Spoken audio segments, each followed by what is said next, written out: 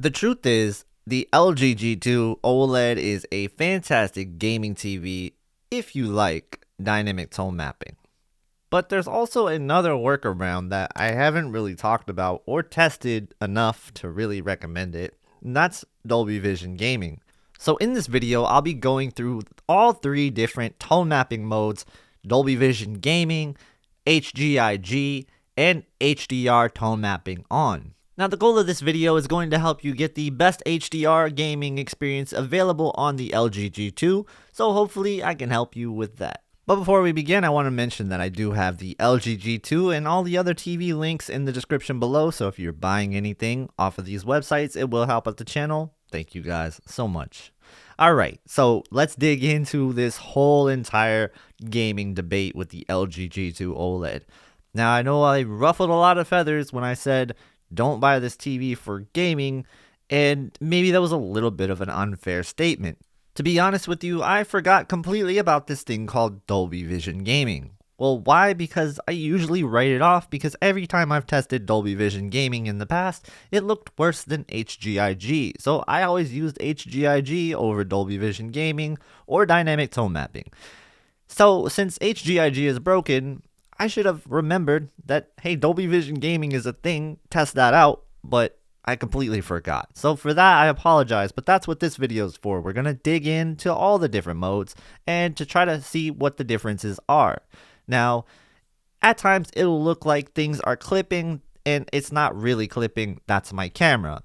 I want to just tell you that I locked the exposure to HGiG on the G2 so that you could see the brightness shifts. Okay, that is really important to detail here. Now, one thing that is clear to me when you switch from Dolby Vision Gaming to HGiG, the dramatic difference of brightness is clear. Now, the LG OLEDs in Dolby Vision Gaming have looked a little slightly brighter in the past, but this is dramatic. This is a big shift. And so what this tells me is HGiG is not really as bright as it should be. And Dolby Vision Gaming doesn't look quite right either. There's just something about it that looks completely off on some games. And I'm not going to get into the technical reasons why that is, because I'm not a technical channel. That's not what this is for.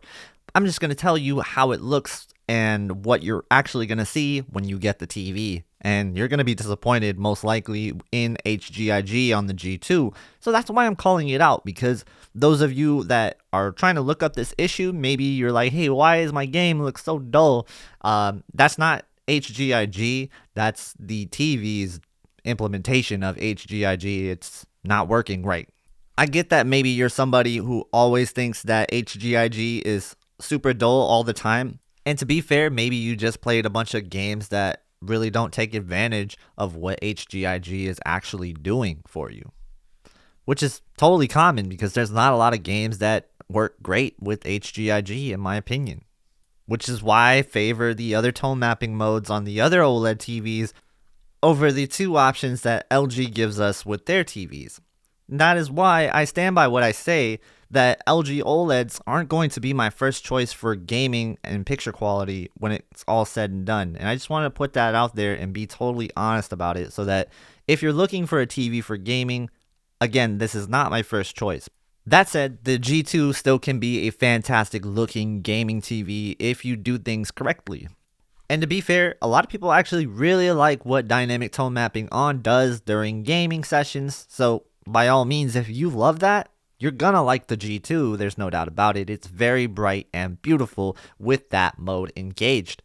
But there's downsides, and that's something that I've always talked about with the dynamic tone mapping on functions. Now I get that a lot of you are probably gonna want something closer to what HGiG can give you, and the best bet for that is going to be Dolby Vision Gaming, at least until the problems with HGiG are fixed on the G2. Now the best bet's gonna be just choose between these three modes, see which one you like the best, but right now, I'm just letting you know that HGiG is totally broken. Probably don't want to use that.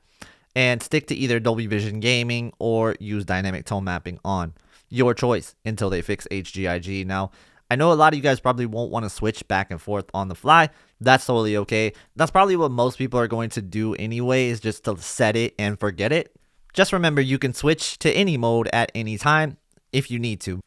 If you want to know my opinion, I have to say that HGiG, it shouldn't have been launched like this. I really don't know why LG would let this slip through the cracks. It's like they didn't test. But you know, a lot of these TV manufacturers are guilty of all of this all the time. It's not just LG, so I'm not going to just point the finger at LG, but dang man, how do you launch something like this and just let it fly under the radar?